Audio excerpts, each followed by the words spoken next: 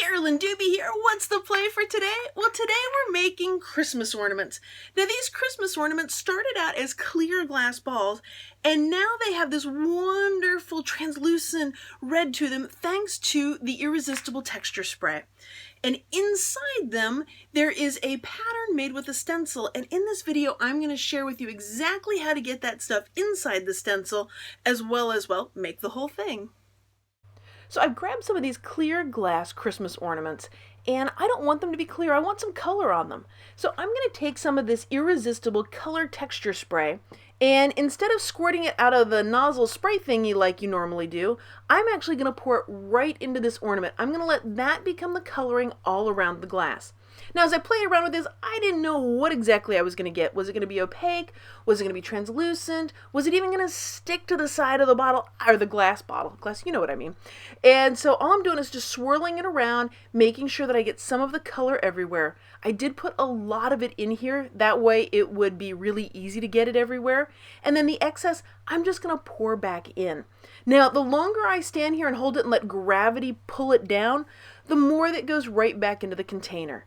Now, if you've seen many of my videos, you know I'm not that patient, so I wasn't willing to stand here and hold it forever.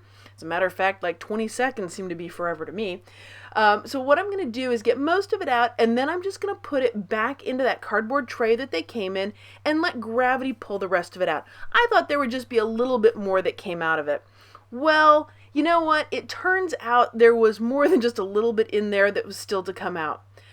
Now, eventually I figured out if I just rested these on top of, say, like a little plastic bathroom cup or Dixie cup, that kind of thing, then I imagine the excess could be poured back into the container and little would be wasted.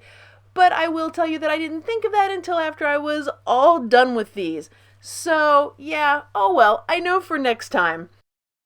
Well, you can see how translucent these became when they dried by the way they're looking in the background here. So I'm going to stencil on some Duralar plastic, and I'm going to put that inside the glass ornament. But I've got to get it to the right size. And to do that, I'm going to take something to write on the Duralar. You can use a Stabilo pencil, you can use a Sharpie marker, you can probably use a ballpoint pen. But I was just basically tracing around the ornament to give me an idea of about the right size for it. And Duralar, if you haven't used that before, is a wonderful plastic that really holds up well. It also takes wet media well, because I'm using the wet media kind. And that means that I can paint on it, stamp on it, stencil on it, and it doesn't bead up the way a lot of plastics will. So now what I'm going to do is I've got a guess for the size, and I'm going to roll it up tightly, and I'm going to sort of stuff it in there, almost kind of like a message in a bottle kind of thing. And why is it blank right now? Because all I'm really trying to do is figure out the right size. And so I'm kind of stuffing it in there, and then it will pop open. That's why I want to do this with a clear plastic and not a paper, because I want something that will pop open. Then to get it back out, it wasn't quite the right size. I'm going to use some tweezers. I'm going to pull it out, twist it out sometimes if you have to. And then I'm going to make some adjustments, very precise adjustments, no, just eyeballing it with the scissors. And I kind of go through this back and forth until I get it to the size where it opens up inside the ornament. It's fully open, but there isn't a lot of wiggle room. Because what I want is this ornament, or this decorated piece of Duralar, to stay upright and in place when I'm all finished with the ornament. Now, since I'm not an engineer, I'm sure there is a mathematical way to figure all this stuff out, blah, blah, blah. I'm doing it the trial and error way. So I put it in there, I see how it fits, I can move it around with the tweezers, and about there is pretty close to right. It's kind of upright nicely. I may make a little bit of adjustment to it, but you can see how it really is a matter of trial and error. Now that I've got the master template, all I need to do is trace it several times, and then I'm ready to start putting some pattern onto these with some stencils. I started with Michelle Ward's Damask Stencil, and this is from StencilGirl Products. I'm going to put it about over the circle. It's not like any of this has to be that precise. And the ink that I'm going to use for this is StazOn. Now, I've just got the re-inker here, so I'm just going to actually put on a little scrap of the Duralar, because I just want a non-porous surface for it. But I put a small amount out, and then I'm just going to dip a small cosmetic sponge piece into it, and then I'm going to start stenciling around. And if I want a crisp, clear image, if I go in an up and down motion, that's going to give me the crispest, clearest image. And especially if I've got a lot of ink on the sponge, that means it's going to be juicier, and I don't want it to run underneath the stencil. So that's why you see me doing this very precise up and down motion. Now, as I'm doing this, I'm kind of watching where the edge of the circle is to make sure that I go outside of it, but that's really all that I need to do because I'm going to cut it out so I don't have to worry about being careful about the edges or anything like that. And the other perk, because it's something that's clear, I only have to stencil on one side and it will magically show up on either side. So I love that I only have to do one side. Now this stencil I'm using is called MB Makes Marks and it's made by Mary Beth Shaw. Now before I start this next one, I realized that I've run out of ink. So I'm just going to put a couple of drops on here. You really don't need to put much down. One of the things about StazOn is it will dry very quickly for you. So you just need to put a small amount down and use that. Once that's all dried up and used up, then I would go and put some more down, like you just saw me do.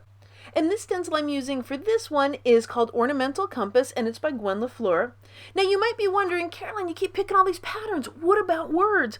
Well, the words would be backwards depending on where you're looking at the ornament from, so that's why I decided I didn't want to do words. I did patterns because they will look right side no matter which way the ornament is facing. Well, now it's time for the incredibly difficult task of cutting out these circles. Okay, it's not difficult. What is difficult for me, though, is keeping it on camera for some reason today. So with this, I am just cutting out the circles as best I can.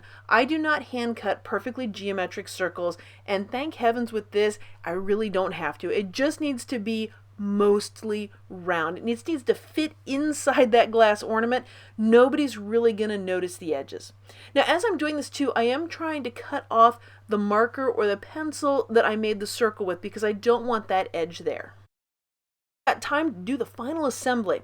And I noticed, shockingly, I have a little bit of that texture spray on the outside that's dripped on the outside of the glass. It just comes right off. Now keep in mind, it came right off the glass on the outside. That's why I like having the red coloring on the inside, because nobody can scrape it off with their finger.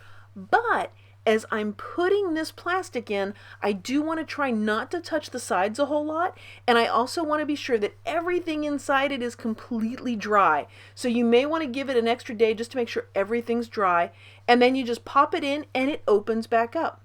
And then you just take your tweezers and position it the way you want it so now it's upright in there, and it will stay upright for the most part. Now to guarantee that it stays upright, I'm going to use the actual ornament hanger part here. Again, I apologize that for some reason I can't seem to do this on camera today.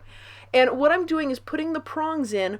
One prong will go on one side of the plastic, the other prong will go on the other side of the plastic, and that will keep it oriented.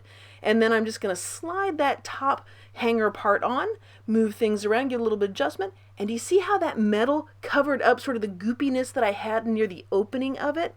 Made it so all that stuff was completely hidden. And now I've got some pattern inside that ornament. And by the way, having those little cups to rest the ornaments on is so handy. I so wish I'd thought of that when I started this, but you know what? At least I figured it out at some point. And what I'm going to do is just keep popping in the innards to the other ones. And if you're having trouble rolling them up in your hands, if you lay that on the counter and roll it really tightly, that may help you get an even tighter circle to it or rolling up so you can just pop it right in. Well, thanks so much for joining me for today's play, making a couple of Christmas ornaments here, getting whatever pattern we want inside of them. Now, if you'd like to find out more about this project, if you want to see photos, if you want links to everything, all that kind of stuff, it's over on the blog at acolorfuljourney.com. And there should be a link down below the video here that will take you right to that blog post.